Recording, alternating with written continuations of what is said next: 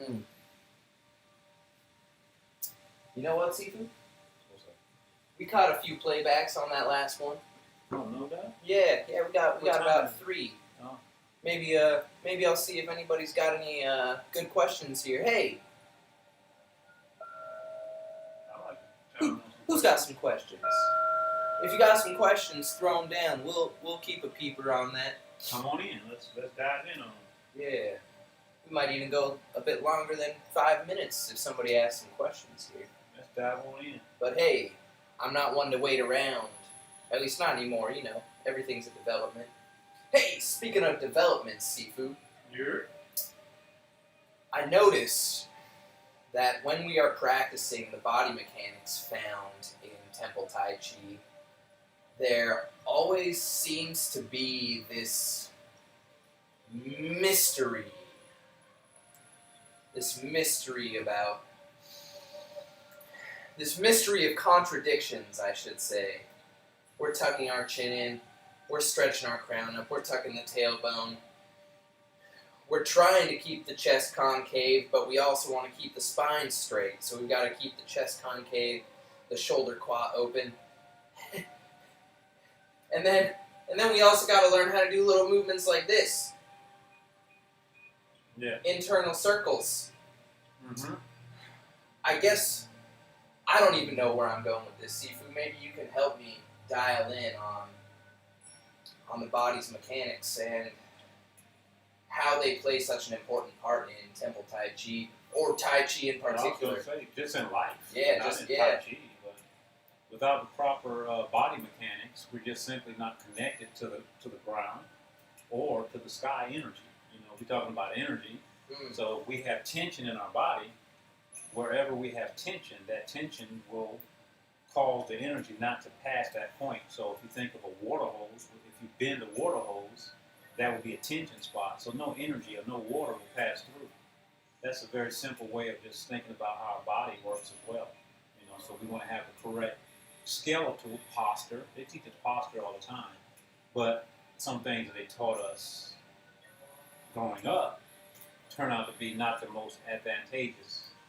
You know, something like the old food pyramid. You know, that's not so popular anymore. But right, yeah. they're telling us that, you know, when I was in the military, we had to have our chest out like this. Right, practically holding your breath all the time. Right. Also, when you have your chest out like this, what happens to your shoulder blades in the Right. back? Your shoulder blades will pinch in the back, so you're getting a pinching in the back of your energy. So right between your scapula, you can feel the space start to constrict. Yeah. Or reduce, right? Right there, right? Oh, yeah. Yeah. Right, big as day. So that's a big, big problem right there. That's a block. Also, I see it a lot out in the community, especially with our women. You know, sometimes woman wants to look like she has A nice run. yeah, just let it be what it is, because what they end up doing, they end up causing themselves a lot more harm than good. You're looking at the aesthetics of it, but you're not thinking about what you're doing to your structure. When you push back on the lower part of your spine like that, you're pinching your lower vertebrae, your L2, L3. Yeah, you can feel it when you push your butt back, your spine.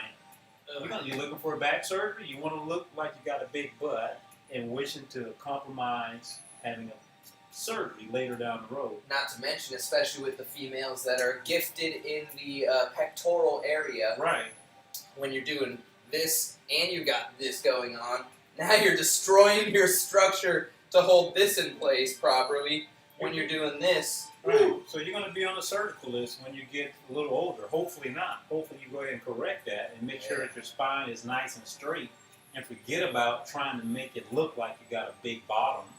Just as long as you're healthy, family. If you want it bigger than it is, go lift some weights. Do some squats. Even 5 minutes a day in trying to correct your skeletal structure will go so much farther than zero. And people really destroying their backs with that. I see it all the time. And another big one, you see people, this one, the knee. So your knees are not made to be sitting back like this. So you'll see people sitting back on their knee and trying to look pretty. Oh, yeah, I got that one down. Right, sitting in the hip, right. So that's just all, I can't even do it anymore. because I train myself not to do it. Ah. But that knee, I see some people bending way back here. Oh, yeah. So everything is going into your knee joint. You're hyperextending your knee. They're bow-legging themselves. You're going to be on the surgical list. Trust me, I've done a lot of surgeries. Surgical first assistant, knee replacements, and hip replacements are numero uno and numero dos on the list, especially down here in South Florida. Learn to connect that core with the floor. Right. You're damaging your body just to look like something. Who are you appeasing? You're looking like something that's not going to last for a while. Right, that's what I see. When I see that, I say, that's a recipe for bad health right there, right away. I used to revel in it when I would see people out in town at the Kung Fu retreat with bad posture, because it would remind me, oh, shit. To fix yourself. Yeah, I would be putting them down in my little head, and I'd be like, wait, what makes me better than them? Oh, yeah, I better fix that. Oh. Right. Here's another one, actually. Very common. Sitting at the computer all the time with the head out like this. I've got that problem. Or driving a car. Yep. You know, when you put your head out like that, what happens right here behind your skull, and right here where your vertebrae go into the skull, A1, A2. Gotcha. The cervical spine is being compromised big time. You're messing up your neck, family. Over time, you're going to have circulation problems. You ever get any headaches, tension headaches? Maybe it's because of this posture right here. Yeah. Bring that in just a bit, family. Especially when you're meditating, though. You want to tuck the chin in so that you can actually feel the back of the neck stretching. You might have to tuck the chin an inadvertently large amount. I don't know if I use the right words there, but you get what I'm saying. Just to find that neck stretch before you start stretching away from the shoulders, right? You want to create space between the ears and the shoulders with that chin tuck to find the direction that up truly is. A lot of people like to stretch their crown up, quote unquote, and do this. No, I'm stretching up. I'm stretching up. Well, it's not the crown they're stretching there. They're stretching their head. So the tip of your crown you want to stretch up. They're actually looking up. Yeah. And they usually gear their eyeballs like this. Like they're putting in some intense effort. Use a simple Tai Chi principle where you imagine that your head is suspended from the sky by the tip of your crown point. Tip being the key point. You have to know where it is. You can follow your ears up, and you'll find that point, and then you have that extended up, and you'll be right. It's very simple and not easy at all. Yeah, simple but not easy. It just takes practice and body awareness. That's why we want to use some stillness. But everybody's busy doing nothing. We got to be still to start feeling ourselves. And people don't want to spend enough time with themselves. That's the real problem. They have to be involved in some type of entertainment. Yeah. They got to be on some type of entertainment. I think that if you're looking for longevity, it's best to start spending some time. I don't even like saying spending. Investing time into yourself, paying attention to ourselves more and not outside of ourselves. Every minute you spend doing something else besides working on your future's being is time not invested towards your longevity. That's true. And I know I'm here. I want longevity. To me is not how many years you live, but just being healthy while you live it. I mean, that's the end all be all. People spend 40 years trying to become a millionaire, finally get there just to realize that they're 60 years old and they've got terrible health.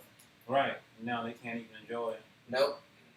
Pass it on to their kids, and their kids blow it all. Yeah, because their kids didn't work for it. Why would it? Yeah. It took me my first. I had my first $40,000 in the bank, and I spent it all in like a year. Just like boom, boom, boom. I spent it on some cool shit. Yeah, but you didn't work for it. No, I didn't work for it. It was an inheritance, actually. There you go. It was an inheritance. Yep. No blood, sweat, and tears. No kung fu. Yep. None. No but I'm glad that I had that experience because you learned from it. Well, I spent the last $5,000 doing a survival course, and my intention with doing that was to learn how to live for $0. Nice. Yeah, it was really actually more towards the effort of learning how to isolate into the mountains because I already had a tool belt of Qigong and Kung Fu where I could occupy myself for a lifetime if I chose to do so. And let me tell you, after 2 years of Kung Fu and then realizing through the second and third year that I was destroying my body by not being prepared for it enough. It's like, man, if you're in the prime of your life and still destroying your body from training, something's got to give, and I'm not going to let it be my body. So I'm just going to train myself in this relatively same direction, but I'm going to be more attentive and sensitive and careful. Careful, everybody. Careful. Don't care less. Careful. Check out that last live that we might be dropping before or after this. Who knows what we're doing over here, guys? We barely even know half the time. We just hang out and it happens.